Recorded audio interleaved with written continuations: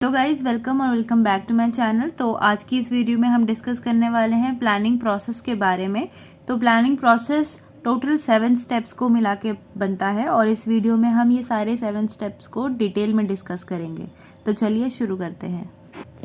तो सबसे पहला स्टेप हमारा होगा setting up the objective. The first and foremost step is setting objective. Every organization must have certain objective. Objectives may be set for the entire organization and each department or unit within the organization. Objectives or goals specifies what the organization want to achieve.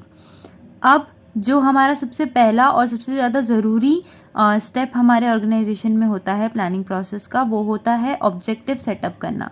वो objective या तो किसी department के लिए हो सकता है या फिर पूरे ऑर्गेनाइजेशन के लिए हो सकता है।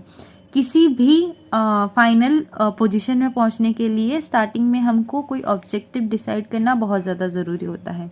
It could mean an increase in scale by 20% which could be objective of the entire organisation, how all departments would contribute to the organisation goal in the plan. तो जो एक ऑर्गेनाइजेशन है उसका एक गोल ये भी हो सकता है कि उसको अपनी सेल्स इंक्रीज करनी है 20% से, और उस गोल को अचीव करने के लिए जो पूरी ऑर्गेनाइजेशन है वो उसको हेल्प करेगी। Plan is to be drawn up. Objectives should be stated clearly for all departments, units and employees. If the end result is clear, it becomes easier to work towards the goal. जो objective होता है वो सबको clear होना चाहिए, सारे employees को, सारे डिपार्टमेंट्स को और यूनिट्स को, ताकि उनको एंड रिजल्ट में पहुंचने के लिए ईजी हो। उनको पता हो कि उनको आखिरी में क्या रिजल्ट मिलने वाला है और उस रिजल्ट को चाहने के लिए उनको क्या क्या स्टेप्स लेने हैं। अब चलते हैं दूसरे वाले पॉइंट की तरफ, जो है developing premises. Planning is concerned with the future which is uncertain, and every planner is using conjecture about what might happen in the future. जो प्लानिंग है वो कंसर्न्ड है हमारे फ्यूचर से रिलेटेड, यानी कि हमारे आने वाले फ्यूचर में क्या होने वाला है। और जैसे कि हम सबको पता है फ्यूचर बहुत ज़्यादा अनसर्टेन होता है, हम कभी भी एक डेफिनेट डिसीजन पे नहीं पहुंच सकते हैं कि आने वाले फ्यूचर में ये होगा। Therefore, the manager is required to make certain assumptions about the future. These assumptions are called premises. अब जो फ्यूचर अनसर्टेन है तो उसके लिए मैनेजर को कुछ अजम्पशंस बनाने होते हैं, यानी कि कुछ चीज़ें माननी पड़ती है, जिन अजम्पशंस को हम प्रेमिसेस के नाम से जानते हैं। Assumptions are the base material upon which plans are to be drawn. All manager involve in planning should be familiar with the use and the same assumption. जो अजम्पशंस हैं वो सारे चीज़ों के लिए, यानी कि सारे प्लान्स के लिए अलग अलग अजम्पशंस लिए जाते हैं, जिसके बेसिस पे कोई भी प्लान ड्रॉ किया जाता है। और हमारे सारे डिपार्टमेंट्स के मैनेजर को पता होना चाहिए कि वो प्लान कैसे यूज़ करा जाएगा और कैसे इम्प्लीमेंट करा जाएगा किसी भी फील्ड में। तो हमारे प्रोसेस का नेक्स्ट स्टेप है identifying alternative course of action. Once objectives are set, assumptions are made. There may be many ways to act and achieve objective. जब हम assumptions भी बना लेते हैं और अपने objectives को भी set कर लेते हैं, उसके बाद भी हमारे पास बहुत सारे alternatives बचते हैं जिनको चूज़ करके हम सेम काम को अचीव कर सकते हैं. All the alternative course of actions should be identified.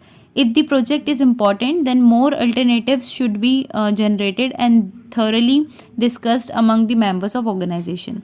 अगर किसी इम्पॉर्टेंट काम पे, यानी कि किसी इम्पॉर्टेंट प्रोजेक्ट पे हम काम कर रहे हैं, तो उस टाइम पे हमको ज़्यादा अल्टरनेटिव्स के बारे में पढ़ना है और उनको ढूंढ के निकालना है, ताकि जो काम हो वो बहुत ज़्यादा एफिशिएंटली और इफ़ेक्टिवली किया जा सके. हमारा फोर्थ स्टेप है evaluating alternative course of actions. The next step is to weigh the pros and cons of each alternative. अब हमारा नेक्स्ट स्टेप है कि जो हमने अल्टरनेटिव देखे हैं, यानी कि जो अल्टरनेटिव्स की लिस्ट बनाई है, उसमें से उन अल्टरनेटिव्स के प्रोज और कॉन्स, यानी कि एडवांटेजेस एंड डिसएडवांटेजेस को आइडेंटिफाई किया जाए.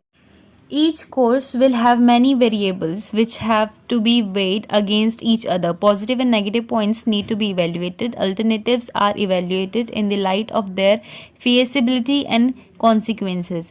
जो सारे हमारे alternatives हैं उनको हमको weigh करना है, देखना है कि कौन सा alternative best रहेगा, किसके क्या advantages हैं और किसके क्या disadvantages हैं. हमारा 5th step है setting alternatives. Real point of decision making, best plans have to be adopted and implemented. The ideal plan, of course, would be the most feasible, profitable, and with least negative consequences. Sometimes a combination of plans may be selected instead of one best course. तो हमको एक ऐसा objective set करना है, एक ऐसा plan हमको decide करना है जो हमको लास्ट रिजल्ट तक पहुंचाए बहुत ही ज़्यादा इजीली. ज़रूरी नहीं है हम हमेशा एक ही प्लान को लेकर चलें. कई बार हम प्लान के कॉम्बिनेशंस को यानी कि अलग अलग प्लान्स को कंबाइन कर भी यूज़ कर सकते हैं. The manager will have to apply permutations and combination and select the best possible course of action. हमारे मैनेजर को यहाँ पर बहुत ज़्यादा अच्छे से काम करना है और एक ऐसा प्लान डिसाइड करना है जिससे कि हमारा एंड रिजल्ट अचीव हो सके बिना किसी डिफ़िकल्टी के. तो our next step is implementing the plan. This is the step where other managerial functions also come into the picture.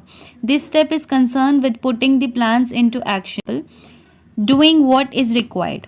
अब जो हमारा 6th स्टेप है वो हमको बोलता है कि हमने जब सारे अल्टरनेटिव्स को स्टडी कर लिया है, अपना ऑब्जेक्टिव डिफाइन कर लिया है, उसके बाद हमको उस प्लान को इम्प्लीमेंट करना है फील्ड में. Example, if there is a plan to increase production, then more labor, more machinery will be required. अगर हम प्लान कर रहे हैं कि हमको अपना प्रोडक्शन इंक्रीज करना है तो उसके लिए हमको अपना लेबर और मशीनरी ज़्यादा बढ़ाना पड़ेगा, यानी कि और ज़्यादा इन्वेस्टमेंट करना पड़ेगा लेबर और मशीनरी पे. This step would also involve organising for labour and purchase of machinery. तो अगर हमको प्रोडक्शन बढ़ाना है तो हमको अपने लिए लेबर ऑर्गेनाइज करनी पड़ेगी और मशीनरी और ज़्यादा परचेज करनी पड़ेगी. तो इस स्टेप में हम अपना जो पूरा प्लान है उसको फील्ड में अप्लाई करने का स्टार्ट करते हैं. Now our 7th and last point is follow up. To see whether plans are being implemented and activities are performed accordingly to schedule is also a part of planning process. हमको plan को जब बना लिया है, सारा setup कर लिया है, उसके बाद हमको ये भी देखना है कि प्लान अच्छे से परफॉर्म करे जा रहे हैं शेड्यूल के अकॉर्डिंग या नहीं करे जा रहे हैं. Monitoring the plans is equally important to ensure that objectives are achieved.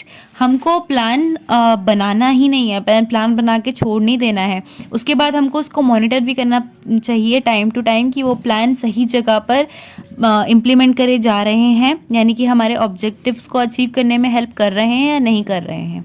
तो ये थे हमारे 7 प्लान्स के प्लानिंग प्रोसेस के स्टेप्स.